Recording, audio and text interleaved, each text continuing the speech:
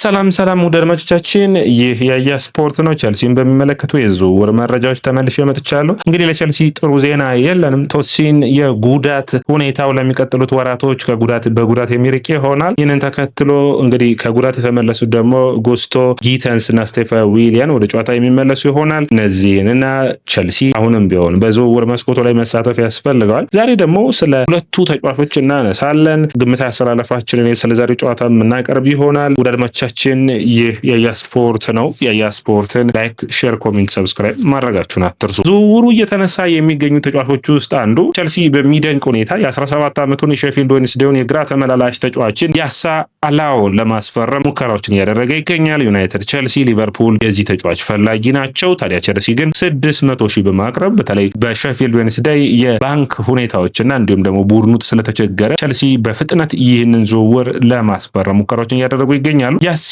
አላኦ በጣም የሚደነቅ የግራ ተመላላሽ ነው። ነገር ግን በማጥቃቱ ነገር ሳይሆን ዲፌንሲቭሊ በጣም ጠንካራ ከሚባሉ ተጫዋቾች ውስጥ አንዱ ሆኗል።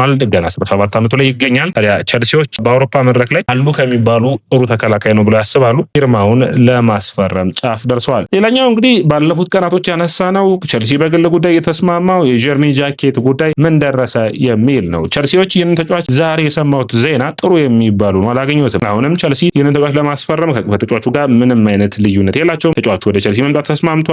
ሙሉ ኮንትራቱ የተጠናቀቀ ያለ ይመስላል። ነገር ግን አሁን ቸልሲ አዲስ ሀሳብ ያቀረበው ቀጣዮቹን 6 ወራት በሬንስ እንዲቆይ ይፈልጋሉ። ይህ ደግሞ ለቸልሲ ደጋፊዎች አስቸጋሪ የሚሆን ይመስለኛል። ምክንያቱም ይህ ተጫዋች ለሚቀጥሉ 6 ወራት በቸልሲ ስብስብ ውስጥ አባል ሆኖ ጥሩ ፐርፎርም እንዲያደርግና ለሚቀጥለው ዓመት ሙሉ በሙሉ ዝግጁ እንዲሆን የሚጠበቅ ነበር። ቸልሲ ዛሬ አዲስ ዋጋን አቅርበዋል። 45 ሚሊዮን ፓውንድ በቀጥታ የሚከፈልና እየታየ የሚጨመር 10 ሚሊዮን ፓውንድ በአጠቃላይ 55 ሚሊዮን ፓውንድ። ይህ ማለት ቸልሲ ወደ 60 ሚሊዮን ዩሮ ዋጋን አቅርበዋል ማለት ነው። ያ ማለት በአጠቃላይ ሬንስ ከሚፈልጉት 70 ሚሊዮን ዩሮ የ10 ሚሊዮን ዩሮ ልዩነት አላቸው። ትናንት በፊት የ20 ሚሊዮን ዩሮ ልዩነት እንደነበር ይታወቃል። አሁን ልዩነቶቹ እየጠበቁ ይገኛሉ። ከዛ ውጭ ሬንስም ሰባስቲያን ሰሜክን ለማስፈረም ከፌነርባቼ ጫፍ ደርሷል። የ26 ዓመቱን ተጫዋች በ10.5 ሚሊዮን ፓውንድ። ይህ ማለት ለቸልሲ የተሻለ ድልን የሚያመጣ ነው የሚሆነው። ቸልሲ አሁንም ቢሆን በኤንዞ ፈርናንዴዝ ጉዳይ መርጋት አልቻሉም። ፒኤስጂ፣ ማድሪድ የዚህ ተጫዋች ፈላጊ ሆነዋል። ታዲያ ቸልሲዎች ውሳኔዎቻቸው በተለይ ደግሞ ተጫዋቹን የሚለቁ ከሆነ እንኳን ትክክለኛ የሆነ ዋጋን ማግኘት ይፈልጋሉ። በተለይ በክረምቱ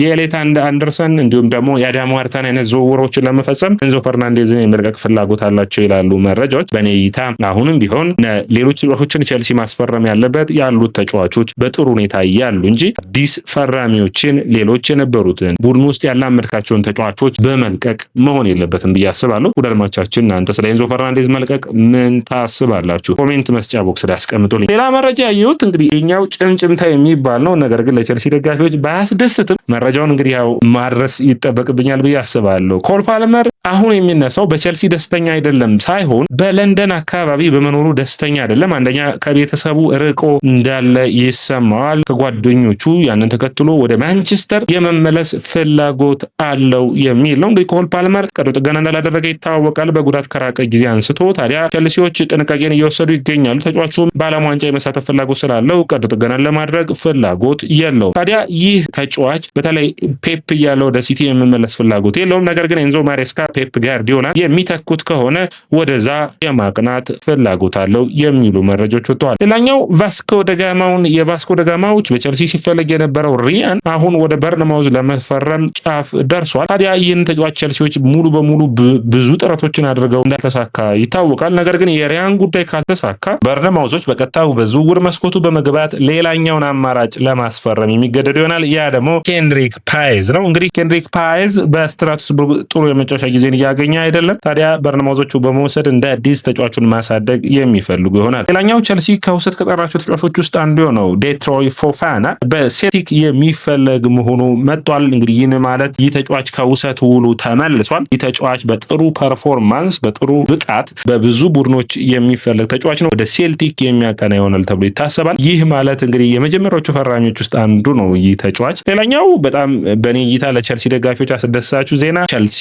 አሁን ጠንከር ያለ የጁሊያን አልቫሬዝ ፈላጊ ነው። ጁሊያን አልቫሬዝ አስደናቂው የማጥቃት መስመር ተጫዋች አሁን በቸልሲ በባርሴሎና በፒኤስጂ የሚፈለግ የአጥቂ መስመር ተጫዋች ነው። ጁሊያን አልቫሬዝ ግን ወደ ፕሪሚየር ሊጉ መመለስ ይፈልጋል። ቸልሲዎች ደሞዙን እና ከፍተኛ የሆነውን ዋጋስ መክፈል ይችላሉ? ትልቁ ጉዳይ ይህ ነው የሚሆነው በኔ እይታ። ጁሊያን አልቫሬዝ በቸልሲ ማጥቃት ክፍል ውስጥ አስፈላጊ ሚና ሊኖረው የሚችል የቸልሲን ማጥቃት አንድ ደረጃ ከፍ ማድረግ የሚችል አስደናቂ አጥቂ መስመር ተጫዋች ነው ብዬ አስባለሁ። ይህንን ተጫዋች በተለያየ አይነት መንገድ ቸልሲ መጠቀም የሚችል ነው። ከዛ ውጭ ከነ ፓልመር ከነ ስቴፋን ዊሊያን ጋር አስተባብሮ ቸልሲ አዲስ ቡድንን አስደናቂ ብቃት ያለው ቡድን በጁሊያን አልቫሬዝ ዙሪያ መገንባት የሚችል ይሆናል ብዬ አስባለሁ። ቸልሲን ወደ አውሮፓ መድረኮች ለዋንጫዎች በእንግሊዝ ፕሪሚየር ሊግ ለዋንጫ እንዲፎካከር እንደዚህ አይነት ጥራት ያለው ተጫዋቾችን የሚያገኝ ከሆነ ውጤታማ ይሆናል ብዬ አስባለሁ። የጁሊያን አልቫሬዝ ላይ ግን ቸልሲዎች ንግግራቸው ጠንከር ብሎ ቀጥሏል። ያው ቸልሲ አስቸጋሪ የሚሆነው አሁንም በሴሜው ጉዳይ በዝውውሩ እንደወጣው የደሞዝ ሁኔታው ነው። ደሞዝ ስኬሉን ማሳደግ የማይችል ከሆነ አሳሳቢ የሚያደርገው ያን ነው። ቸልሲ ትልልቅ ተጫዋቾችን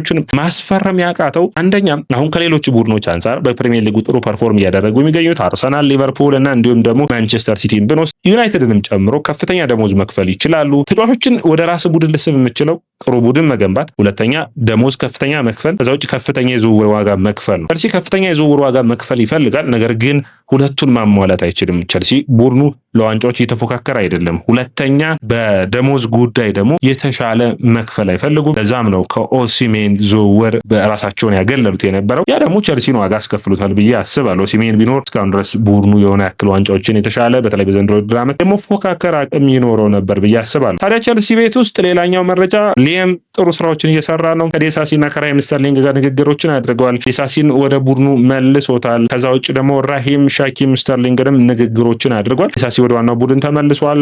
ሲጫወት ልናየው የምንችልበት እድል እንደሚኖር የሚያመላክት ነው። ሌላኛው ራሂም ስተርሊንግን በሚመለከት ነው። ወደ ቡድኑ ይቀላቀላል ወይ እንግዲህ በሚቀጥሉት ቀናቶች የምናይ ይሆናል። ነገር ግን አትሊስት ስብስቡን ለቆ ወደ ሌሎች ቡድኖች ሂዶ ቸልሲ የሆነ ያክል ቦምብ ስኳድ ሳይኖረው ቡድኑ ውስጥ መንፈሶች እንዲረበሹ አለማድረግ አስፈላጊ ይመስለኛል። የቡድኑን ወኔ ማሻሻል የሚቻልበት አንዱ እንደዚህ አይነት ቦምብ ስኳድ ይዘህ በጣም አስቸጋሪ እንደሚሆን በእግር ኳስ የሚታወቅ ነው።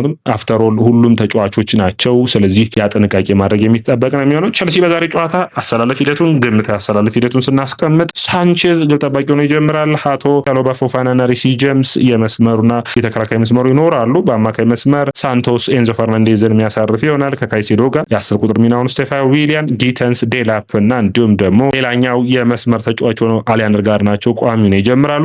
ቸልሲ የዛሬውን ጨዋታ ማሸነፍ ግድ ይለዋል። ሌላኛው መረጃ የሚነሳው እንግዲህ ቸልሲዎች ነፃ የዝውውር መስኮት በክረምቱ ሴንሲን የበርንማውዙን ተከላካይ ለማስፈረም ሙከራቸውን እያደረጉ ነው። ይህን ተጫዋች ማስፈረም አቅማቸው እንዲሁም ደግሞ ያስፈርሙት ከሆነ አንዱ ውጤታቸውን ከፍ የሚያደርግ ነው። ሴንሲ በጣም ጥሩ የሚባል ተጫዋች ነው። በተለይ ደግሞ በተከላካይ መስመሩ ላይ አምና ብዙ የመጫወቻ ጊዜን ባያገኙም በተለይ በዛባራኒና እንዲሁም ደግሞ በዲን ሂውሰን ተበልጦ ቢኖርም ዘንድሮ ግን በበርንማውዝ ውስጥ ቁልፍ ሚና ካላቸው ተጫዋቾች ውስጥ አንዱ ነው። ታዲያ ቸልሲ ይህንን ተጫዋች በክረምቱ ለማስፈረም ይፈልጋል። ዩቬንቱስ፣ ባርሴሎናም የዚህ ተጫዋች ፈላጊ ናቸው። ወደ አድማቻችን እነዚህን የመሳሰሉ አጫጭር የዝውውር መረጃዎችን እንዲሁም ደግሞ የዛሬን ጨዋታ በሚመለከት መረጃዎችን አደረስኳችሁ። የስፖርት ነው። ላይክ፣ ሼር፣ ኮሜንት፣ ሰብስክራይብ ማድረጋችሁን አትርሱ።